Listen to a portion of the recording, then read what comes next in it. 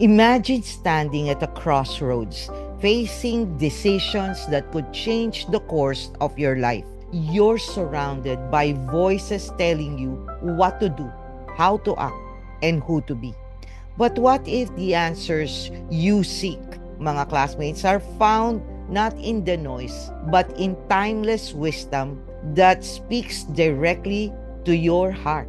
This is the essence of Matthew 7, mga classmates, a chapter filled with profound teachings that challenge us to live authentically and wisely in a complex world. But how do these ancient words apply to our modern lives, mga classmates? And what lessons can we draw from them to navigate today's challenges? Before we get started, mga classmates, first, please don't forget to support me. Hit that like button, subscribe to Pulot Aral, and smash that notification bell so that every time we upload, you will be notified that there is a new Bible reading and reflection. If you haven't seen Matthew 5 and 6, mga classmates, please do watch these videos as well, because these are all teachings of Jesus Christ from the Sermon on the Mount.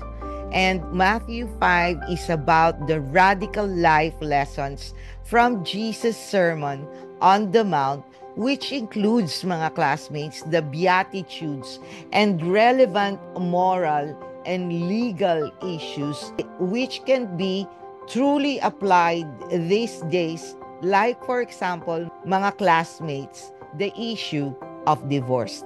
While, mga classmates, Matthew 6, that will teach you how to build a personal and intimate relationship with our Lord, such as how to pray, forgiveness, and who should be your master in life.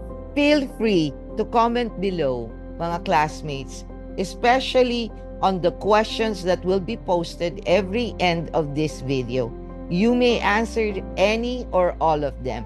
And of course, mga classmates, I will appreciate it if you will be able to share this video so that more and more classmates can join us in order to really read the Bible and reflect on it.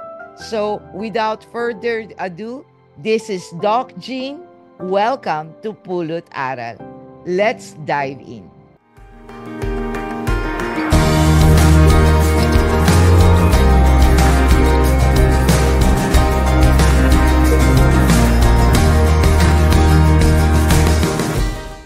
Now, mga classmates, before we start the Bible reading, let's bow our heads and be in the presence of the Holy Spirit.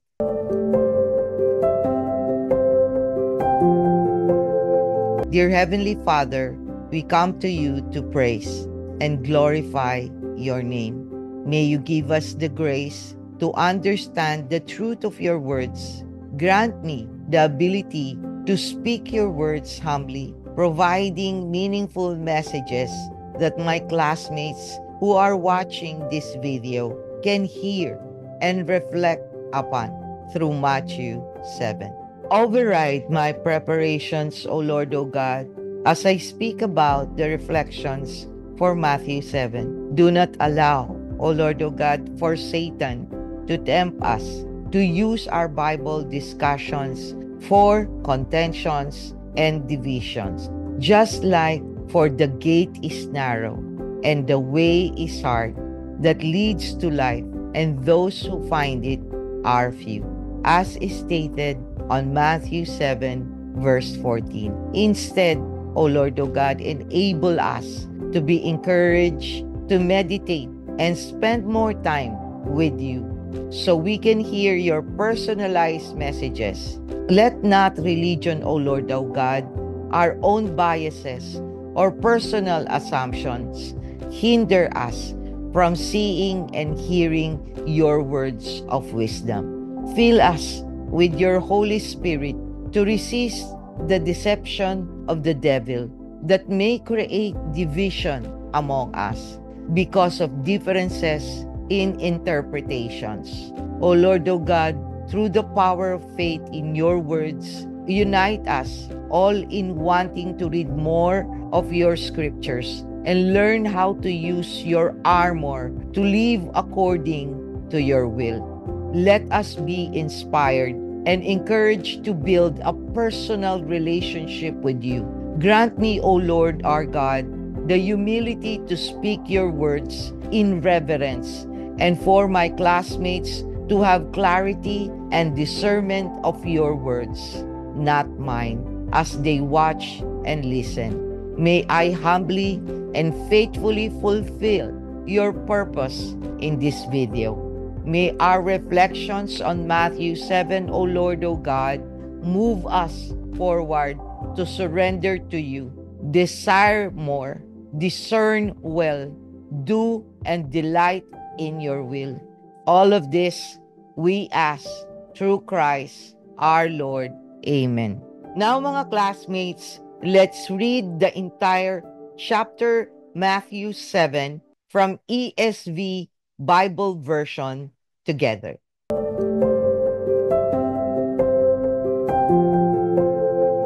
Judging others.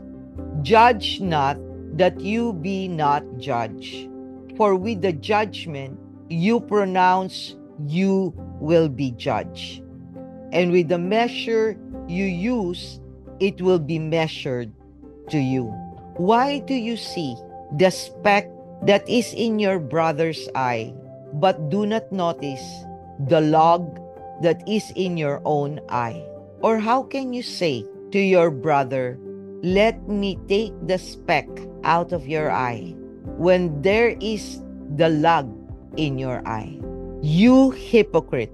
First, take the log out of your own eye, and then you will see clearly to take the speck out of your brother's eye. Do not give dogs what is holy, and do not throw your pearls before pigs, lest they trample them underfoot and turn to attack you. Ask, and it will be given. Ask, and it will be given to you. Seek, and you will find. Knock, and it will be open to you. For everyone who asks receives, and the one who seeks finds, and to the one who knocks it will be opened. Or which one of you, if his son asks him for bread, will give him a stone? Or if he asks for a fish, will give him a serpent? If you then, who are evil, know how to give good gifts to your children, how much more will your Father who is in heaven give good things to those who ask him? The golden rule. So, whatever you wish that others would do to you, do also to them, for this is the law and the prophets. Enter by the narrow gate, for the gate is wide and the way is easy that leads to destruction, and those who entered by it are many. For the gate is narrow and the way is hard that leads to life, and those who find it are few. A tree and its fruit. Beware of false prophets who come to you in sheep's clothing, but inwardly are ravenous wolves. You will recognize them by their fruits. Are grapes gathered from thorn bushes, or figs from thistles? So every healthy tree bears good fruit, but the diseased tree bears bad fruit. A healthy tree cannot bear bad fruit, nor can a diseased tree bear good fruit. Every tree that does not bear good fruit is cut down and thrown into the fire. Thus, you will recognize them by their fruits. I never knew you. Not everyone who says to me, Lord, Lord, will enter the kingdom of heaven, but the one who does the will of my Father who is in heaven. On that day, many will say to me, Lord, Lord, did we not prophesy in your name, and cast out demons in your name, and do mighty works in your name? And then will I declare to them, I never knew you. Depart from me, you workers of lawlessness. Build your house on the rock. Everyone then who hears these words of mine and does them will be like a wise man who built his house on the rock. And the rain fell, and the floods came, and the winds blew and beat on the house. But it did not fall, because it had been founded on the rock. And everyone who hears these words of mine and does not do them will be like a foolish man who built his house on the sand. And the rain fell, and the floods came, and the winds blew and beat against that house, and it fell, and great was the fall of it. The authority of Jesus. And when Jesus finished these sayings, the crowds were astonished at his teaching, for he was teaching them as one who has authority and not as their scribes. Mga classmates, that finishes off the reading of Matthew 7. To understand Matthew 7, we need to look at the broader context of the Sermon on the Mount, which spans, mga classmates, from Matthew's chapters 5 to 7. So, let's now go to Matthew 7, overview and context.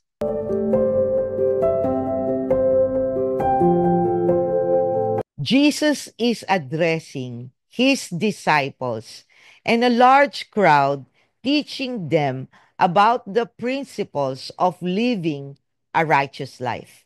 The sermon was delivered during a time, mga classmates, when the Jewish people were under Roman occupation, yearning for a Messiah, mga classmates, who would liberate them. However, mga classmates, Jesus' message was not about political liberation, but about spiritual freedom and moral integrity. Matthew 7 concludes the sermon emphasizing discernment, judgment, prayer, and the importance of building one's life on a solid foundation. Mga classmates, Matthew 7 is about discernment, how we judge others, how we approach God, and how we live out His truth in our lives.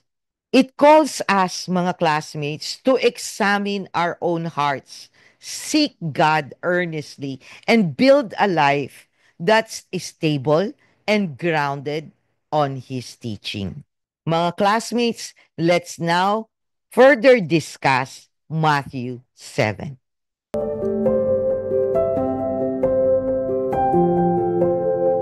Now, mga classmates, we will now go to the nitty-gritty discussion on the following extremely logical and practical lessons that's so relevant nowadays, especially when the world is making wrong right and inventing as it goes along what's the best way to live a life of peace and happiness even in the midst of chaos, materialism, and wokeness, mga classmates. Now, the first verses of Matthew we will discuss is Matthew 7, verses 1 to 6, which is about judging others. Judge not, that you be not judged. For with the judgment you pronounce, you will be judged. And with the measure you use it, will be measured to you. Why do you see the speck that is in your brother's eye, but do not notice the log that is in your own eye? As is stated in Matthew 7, verses 1 to 3. Jesus tell us, mga classmates, not to judge others. For the same standard we use will be applied to us. Here, he reminds us to first reflect on our own flaws, mga classmates, before condemning others. In this world, it is common to see heated exchanges on social media. Take the case of when a prominent celebrity, politician, or personality was dragged through social media and became viral over a scandal. And the court of public opinion was far harsher than any actual legal process. We're quick to judge based on surface level information without knowing the full story. The kind of mentality and quick judgment make us vulnerable to the manipulations of people who created these issues and have hidden agendas. Like, for example, in politics, politicians will just make sure the narrative of the news is for them and use the Senate or the congressional hearings to totally insinuate the guilt of a certain person they want to destroy or to achieve their goal. And mga classmates, we all just jump in the bandwagon without considering if it's true and that those who are being accused are also living people, mga classmates, who have families. It doesn't matter if we destroy the lives of these people because in our eyes, they are already guilty as we bought every narration fed to us. Mga classmates, let me give you a specific example. Let's just say the situation of Kim Ji-soo, a South Korean actor from one of the most popular South Korean drama series, Moon Lovers Scarlet Heart Reo. That was shown in 2016. And now, mga classmates, he's here in the Philippines as one of the GMA artists. Why? His career in South Korea got blown to smithereens due to false SA allegations and bullying hurled on him online. He got removed from the drama, removed from the products he endorsed at that time, left on his own, sued by his own management, and totally devastated his career and life. Only years later, mga classmates, all these allegations were proven to be false. He was big enough of a person to forgive the people who did this to him. But, mga classmates, the damage was done.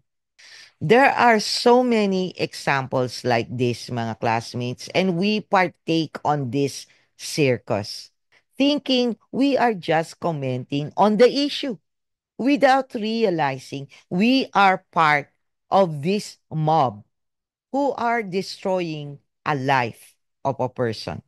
That's why the principle of the law is that a person is considered innocent until proven guilty. Yet we all know, mga classmates, that in today's world, that's the other way around. Mga classmates, we are all guilty of this act. Whether we admit it or not, we love to judge others to make ourselves feel righteous and better than the other person. Were we too quick to judge based on rumors? Jesus reminds us to avoid making judgment, mga classmates, without first examining our own actions. Just like as stated in Matthew 7, verse 3. Why do you see the speck that is in your brother's eye, but do not notice the log that is in your eye? That's Matthew chapter 7, verse 3. Now, mga classmates, let's now go to Matthew 7, verses 7 to 11. Ask, seek, and knock. Ask, and it will be given to you. Seek, and you will find. Knock, and it will be open to you. That's from Matthew chapter 7, verse 7. Jesus invites us to ask, seek, and knock, mga classmates, promising that God will respond to those who earnestly pursue Him in prayer.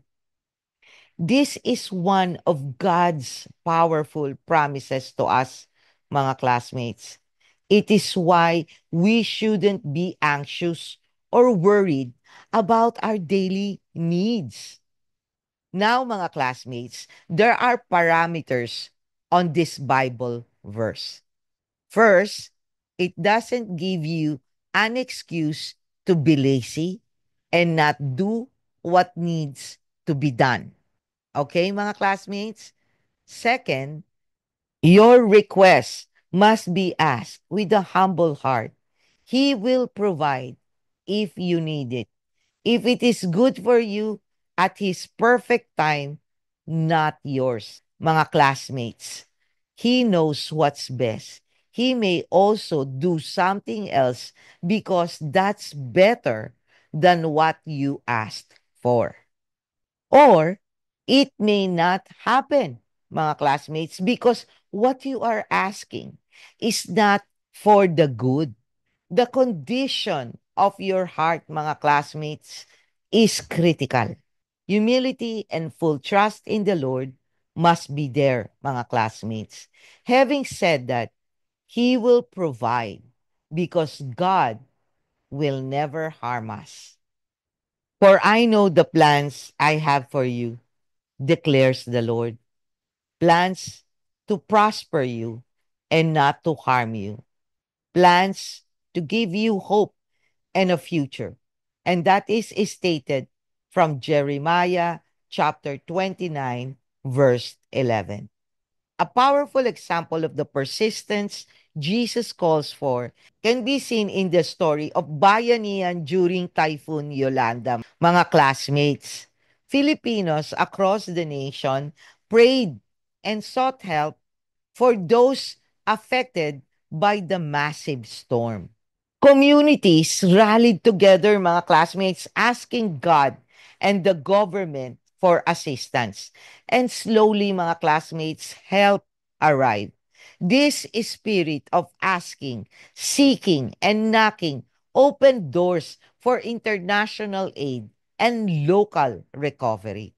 Just as in Matthew 7, verse 7, mga classmates, God honors the heart that seeks Him persistently.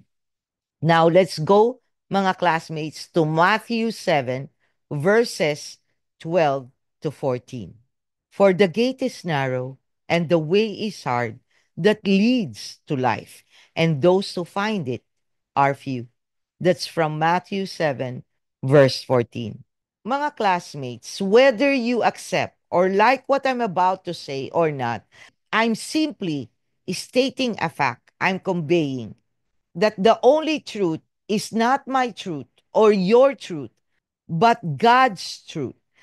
Brace yourself for a harsh reality, mga classmates. Entering the kingdom of heaven is decidedly exclusive, mga classmates, to those who are faithful, humble, and obedient children of God, who have accepted His grace of salvation through their faith. Mga classmates, it's not about doing good works, but about the works you do because they are fruits of that grace, not your own doing. So, people who like to twist God's will to justify immoral and evil action by using free will, diversity, and inclusivity as excuses won't cut it, mga classmates. Don't be mad at me, mga classmates. I'm just a messenger of what God is stated in His words in His book. Getting angry at me won't change the fact, mga classmates, that the entry into the kingdom of heaven is very exclusive. exclusive, as is stated in Mark 10, verse 25. It is easier for a camel to go through the eye of a needle than for a rich person to enter the kingdom of God. That's from Mark chapter 10, verse 25. Thus, mga classmates, we can flaunt our good deeds and charity works to the world and receive praises. But it's not these people or us who will judge whether you can enter the narrow gate of the kingdom of heaven.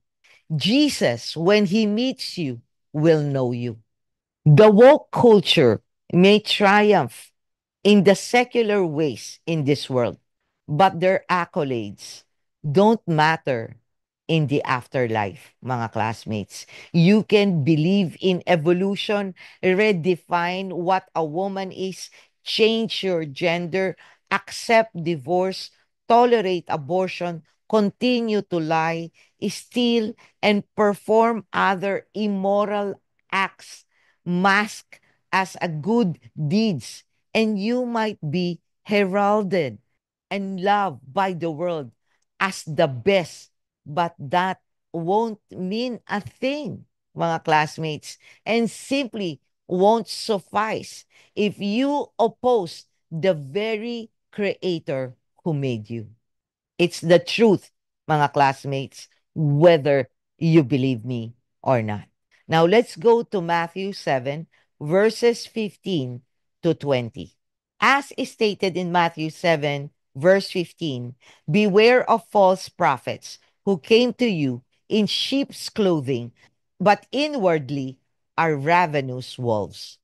We need to be wary of those who claim to represent God, but instead lead people astray.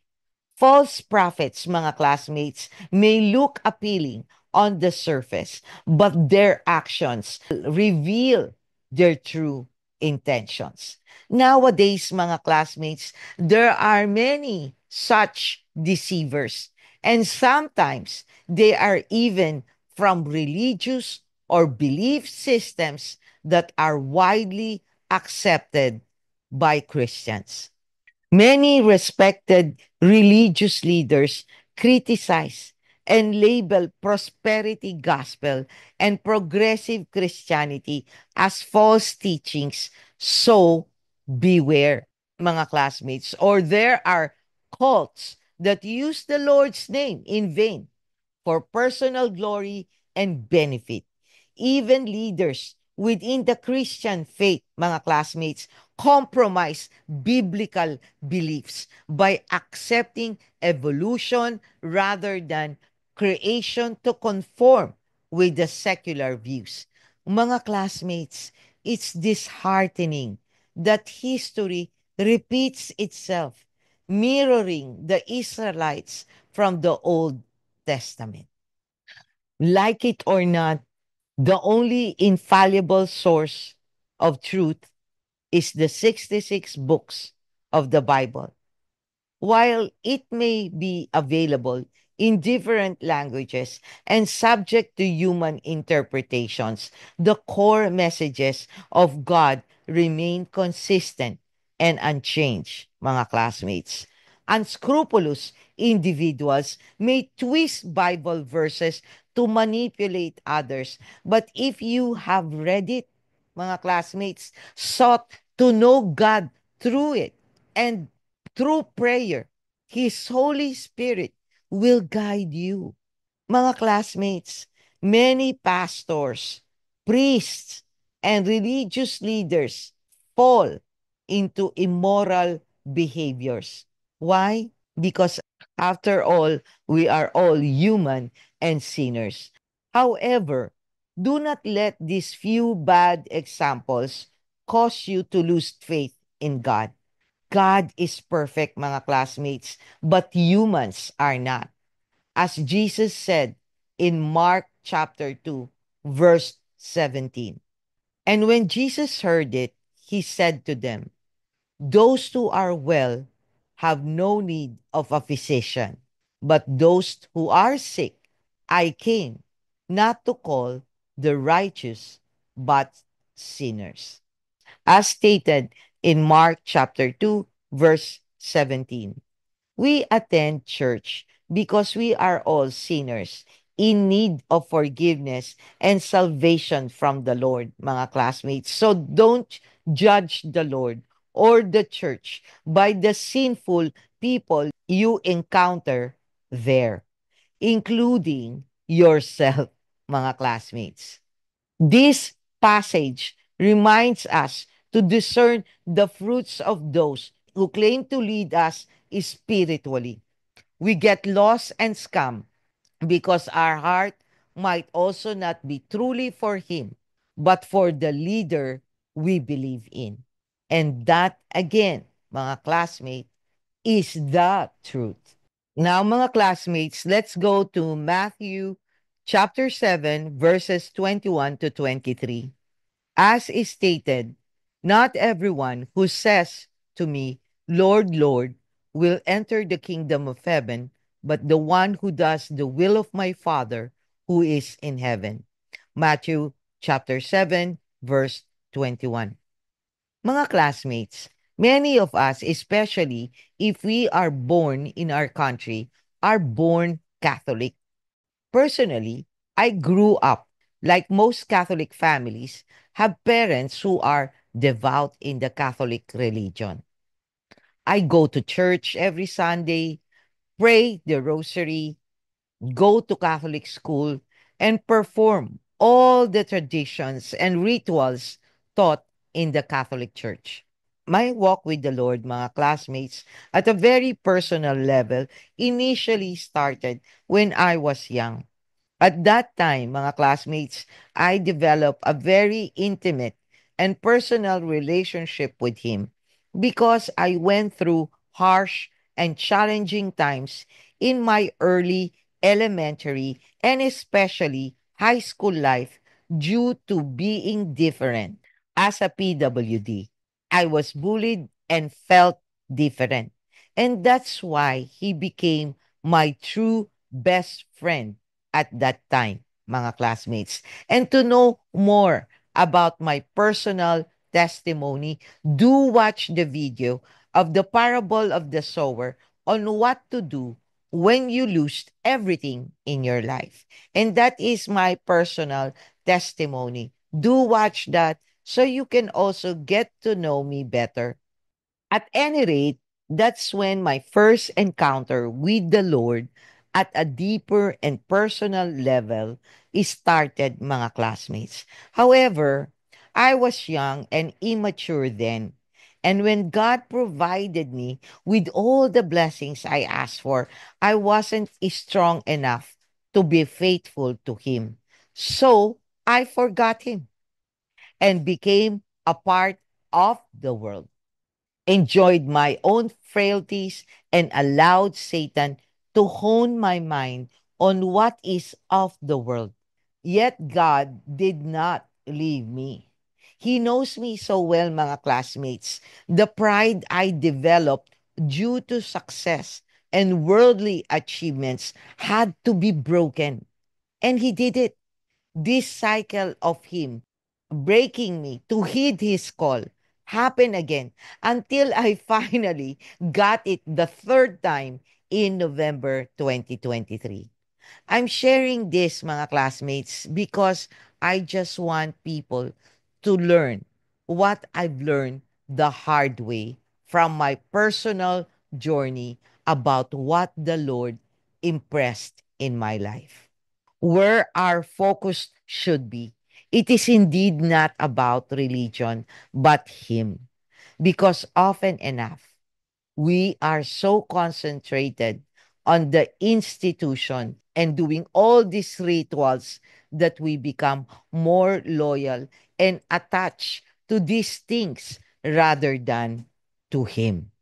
Now, don't get me wrong, mga classmates. I'm not saying the things you do in your church are bad or should not be done. Okay? Let's be clear. In fact, the majority of them are essentials, especially the teachings of what you should believe. But they shouldn't be your be all and end all, mga classmates. It should be God. He is your focus and what He wants you to do for His purpose. And on the other hand, your church is a place and your community to have that support, accountability, and guide to be your home or school.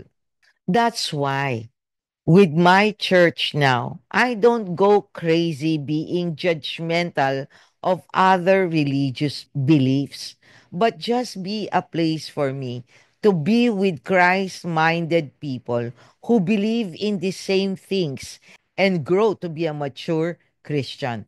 I don't need to pretend and flaunt that I am with the Lord without truly knowing and doing things for the Lord. His opinion, mga classmates, matters more to me than people or even my church. Because if you are with the Lord, everything just falls into place. And when you follow Him and not just be religious, then you will obey, trust, and be humble to surrender your rights in Him. In other words, it's not enough to just call Jesus our Lord. We have to live like it. True discipleships requires obedience to God's will, not just outward profession of faith. Mga classmates, we have seen and heard so many known personalities, celebrities, politicians, and even preachers, priests, or spiritual leaders who talk about their faith but do not really live a life of how God wants us to live. Again, just for clarity, mga classmates, we don't become sinless when you become a Christian, but we definitely sin less. Unlike before, when we could truly ignore when we commit a sin, especially those we considered harmless, like the white lies we often do. But when you surrender your life to God, you'll know immediately you have sinned. There's no category of whether it is venial or mortal sin, mga classmates. It is simply sin. Sin displeases God, and that's not good. You get rebuked internally. And when you are very aware of the state or condition of your heart, there's no more trying to justify what you did, but you simply repent. That's why this verse, mga classmates, reminds us that we must live according to God's will. It's not about what we say, but how we live. Now, the next verse that we are going to discuss is Matthew chapter 7, verses 24 to 27. And my chosen verse is Matthew 7, verse 24.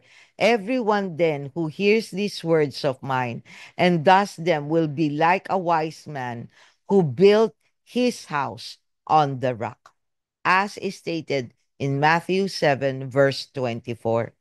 In Matthew chapter 7, verses 24 to 27, Jesus tells the parable of the wise man who built his house on the rock and the foolish man who built his house on the sand.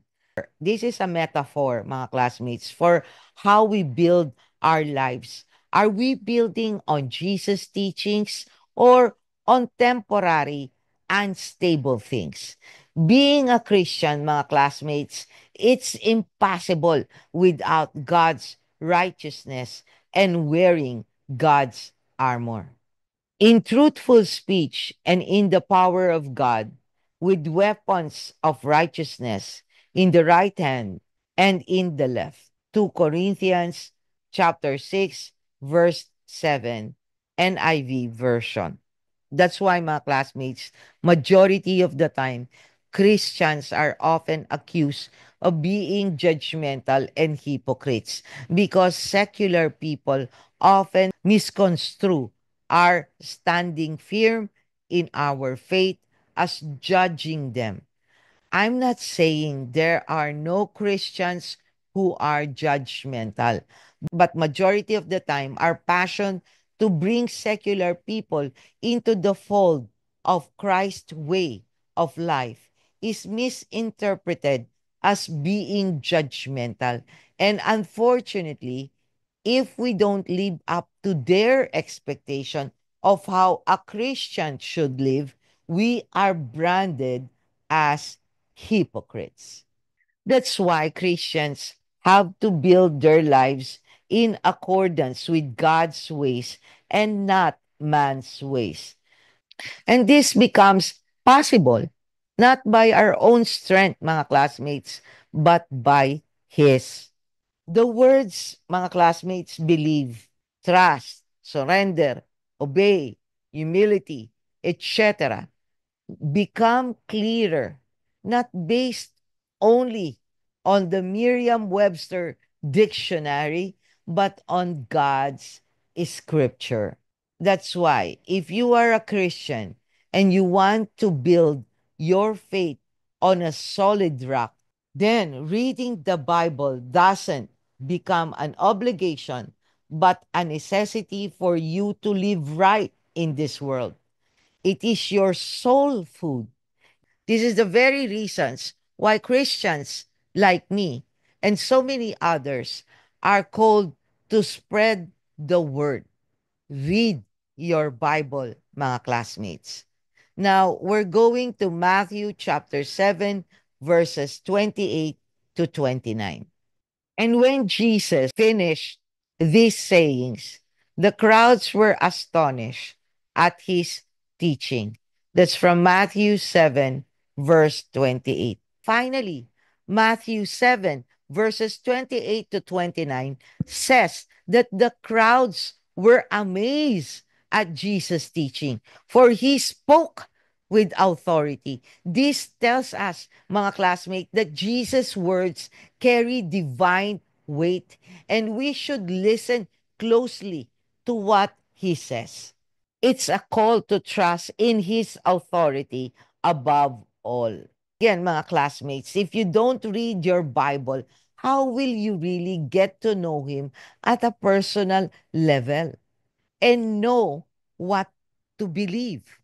What we do here at Pulot Aral, mga classmates, is just a tool for you to create the habit of reading the Bible and initially understand it through my own interpretations, study, research, and God's message to me to impart to all of you, mga classmates.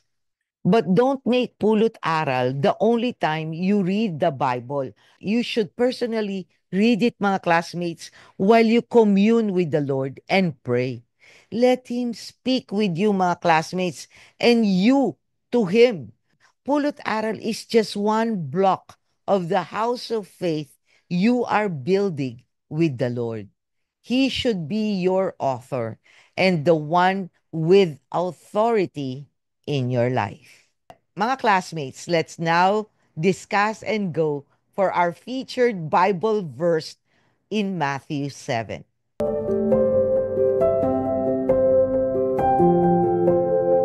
For our featured Bible verse, mga classmates, let's go to Matthew chapter 7, verse 12. As is stated, so whatever you wish that others will do to you, do also do to them. For this is the law and the prophets, as is stated in chapter 7, verse 12. You know, mga classmates, this Bible verse is the golden rule of my life ever since. I didn't even realize that this golden rule, something I've tried to live by all my life, was straight from the Bible. I thought it was just a common saying I remember that someone told me or read from a philosopher's book. Alas, it came from the words of God. I probably learned this from a religion subject in school that I've forgotten but subconsciously remembered. This Bible verse is so true, mga classmates. Why? Because in our world, we are quick to judge, quick to get angry, quick to feel we are better than anyone else. Yet we don't realize that we often live by a double standard. You can do hurtful things to others and feel justified thinking that what you did is different when it's done to you. We always claim that what you did is different from what was done to you, that you feel is wrong. But the bottom line, mga classmates, it's actually the same. The circumstances and what happened are just different, but the principle behind it is the same. Take for example, mga classmates, racism. Minorities like blacks or Asians often accuse white or Caucasian people of being racist when we don't like what they did to us or say to us. We often equate their actions against us as being racist, even if it is not. Yet we do the same thing when we automatically judge them as being racist when they do something we don't like.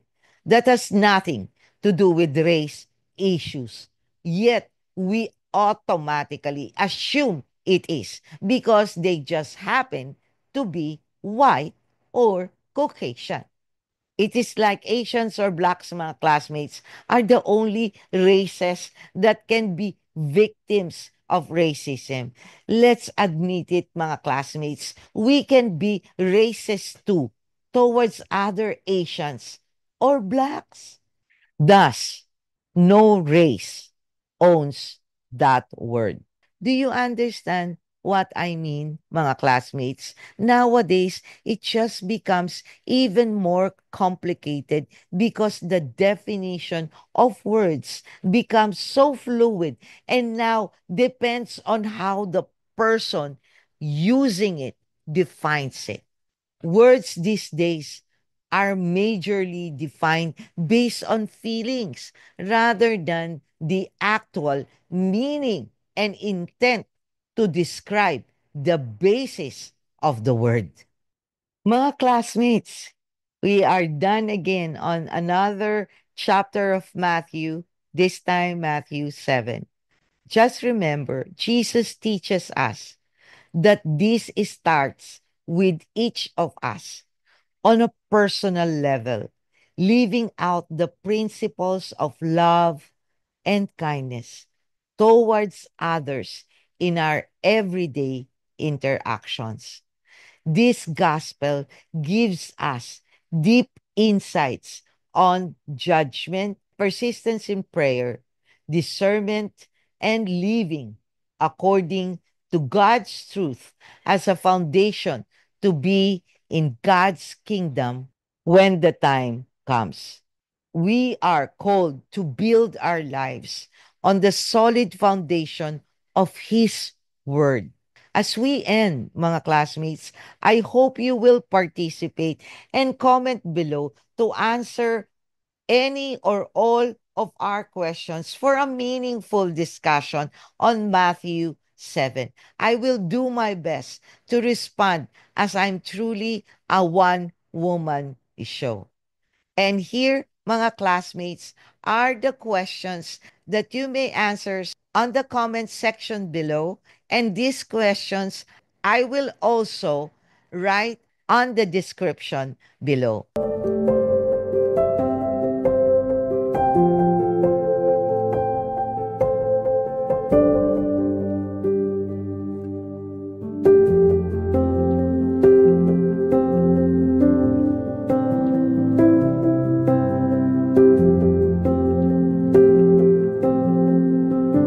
I sincerely hope mga classmates, that you will participate so that we can have a very interactive Bible reading and reflections. Mga classmates, if you want to build a habit of reading the Bible, check out this video on how to easily understand the Bible and enjoy doing it. And while you're at it, I will sincerely appreciate it if you click that like button, subscribe to Pulot Aral, smash that notification bell, mga classmates, so that every time I upload a video or later go live, you will be notified. Let's grow our community, mga classmates of Bible reading people, by sharing this video as well. Thank you for joining me, mga classmates, in today's Bible reading and reflection from the Gospel of Matthew. Till next time, may God bless you all. Always stay safe and be healthy. This is Doc Jean. Bye.